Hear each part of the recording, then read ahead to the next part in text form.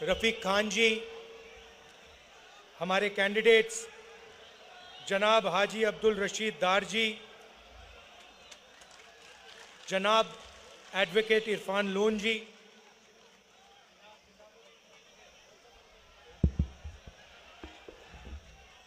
जनाब मीर इकबाल जी, जनाब इरशाद अहमद जी, स्टेज पे इंडिया गठबंधन के सीनियर नेता, भाइयों और बहनों, प्रेस के हमारे मित्रों, आप सबका यहाँ बहुत बहुत स्वागत, नमस्कार। कैसे हैं आप लोग? ठीक हैं? हाजी जी, एक शिकायत से मैं शुरू करना चाहता हूँ। आप मुझे यहाँ बुला लेते हो, आधे घंटे के लिए, 1 घंटे के लिए बुला देते हो, मगर 1-2 दिन के लिए कभी यहाँ नहीं बुलाते हो मुझे। और तो मैं चाहता हूं कि आप मुझे यहां बुलाओ तो 2-3 दिन के लिए बुलाओ। फिर एक और बात, आपने यहां पे टेबल पर अखरोट रखा, काजू रखा, किशमिश रखा, मगर ये सोपोर का सेब नहीं रखा आपने। और मामला इसी का है, मेन मामला इसी का है। इस सेब को पूरी दुनिया में पहुंचाना है, अमेरिका में पहुंचाना है, जापान में पहुंचाना है, चाइना में पहुंचाना है।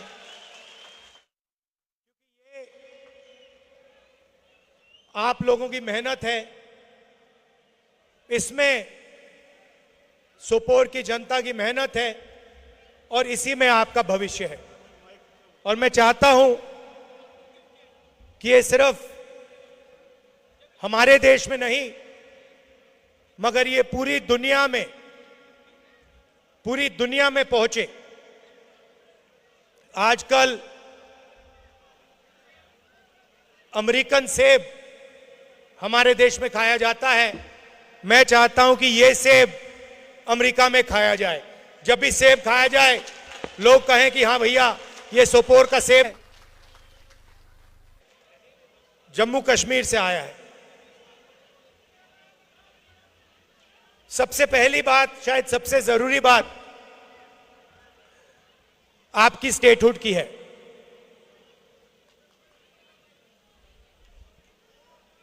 बहुत सारे यूनियन टेरिटरीज को स्टेट में बदला गया है, यह हुआ है। स्टेट्स को बांटा भी गया है, एक स्टेट को 2 भागों में बांट दिया गया है। आंध्र प्रदेश हुआ करता था, उसमें से तेलंगाना बनाया।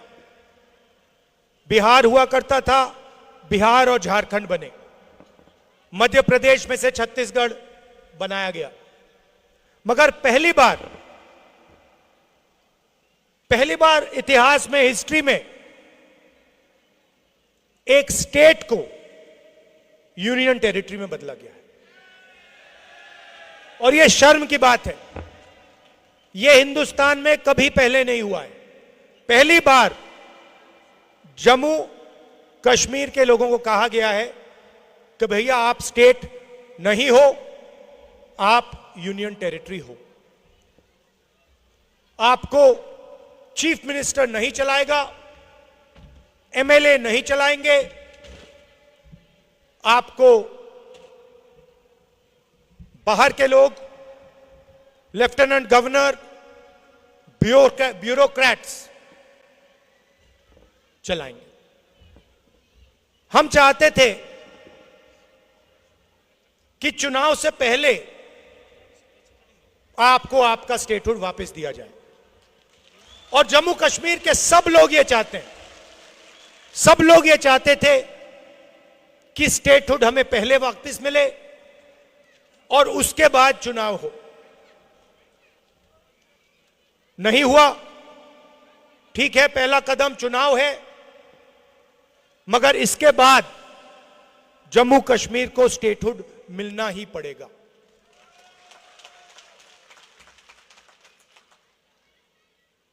अगर नरेंद्र मोदी जी स्टेटहुड नहीं देंगे तो इंडिया गठबंधन उन पर पूरा दबाव डालेगा, प्रेशर डालेगा, पार्लियामेंट में प्रेशर डालेंगे कि जम्मू कश्मीर को स्टेटहुड वापस दो। और अगर इन्होंने नहीं किया तो जैसे ही इंडिया गठबंधन की सरकार दिल्ली में आएगी, हम आपको आपका स्टेटहुड दे देंगे। अगर इस सेब को अमेरिका में, जापान में पहुंचाना है तो पहला कदम आपको स्टेटहुड देना है, उसके बिना नहीं हो सकता।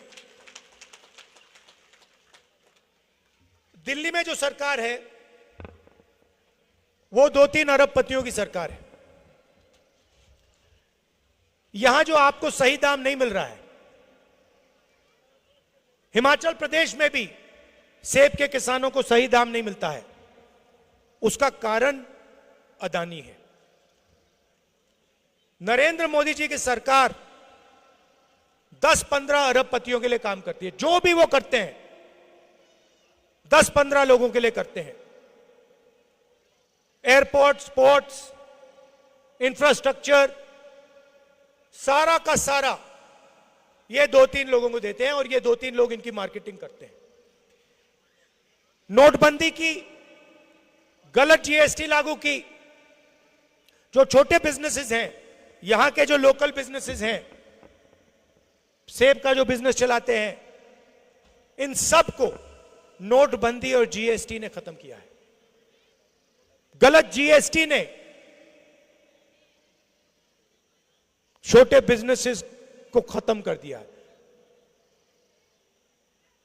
और आज यह हालत है कि पूरे देश में युवाओं को रोजगार नहीं मिल सकता। जम्मू कश्मीर की हालत आप जानते हो, यहां पे बड़ी बड़ी बातें होती हैं, मगर अगर जम्मू कश्मीर का युवा रोजगार चाहता है उसको नहीं मिल सकता है। अगर वो एंटरप्रेन्योर है, छोटा बिजनेस चलाता है, मिडिल साइज बिजनेस चलाता है, हैंडीक्राफ्ट्स का काम करता है, तो बैंक के दरवाजे उसके लिए बंद हैं, टेक्निकल सपोर्ट नहीं है, पूरा का पूरा सिस्टम 10-15 अरबपतियों की मदद करने में लगा हुआ है। जीएसटी में आप पैसा देते हो, जितना पैसा आप देते हो हिंदुस्तान के गरीब लोग देते हैं, उतना ही पैसा अदानी देता है। अगर आप शर्ट के लिए 18% देते हो तो अदानी भी उसी शर्ट के लिए 18% देता है। जितना जीएसटी गरीब व्यक्ति देता है उतना अरबपति देता है। महंगाई बढ़ती रहती है, कर्जा माफ होता है तो अरबपतियों का होता है। 16 लाख करोड़ रुपए नरेंद्र मोदी जी ने 20-25 लोगों के माफ किए, मगर किसान हो, मजदूर हो, छोटा व्यापारी हो, कॉलेज स्टूडेंट हो, इनका कर्जा कभी माफ नहीं होता है। यही फर्क है हम में और उनमें। यहां पे उन्होंने हाई टेक्नोलॉजी की बात की, स्मार्ट मीटर लगा दिया। पहला काम हमारी सरकार करेगी, ये स्मार्ट मीटर है उसको निकाल देंगे, खत्म कर देंगे।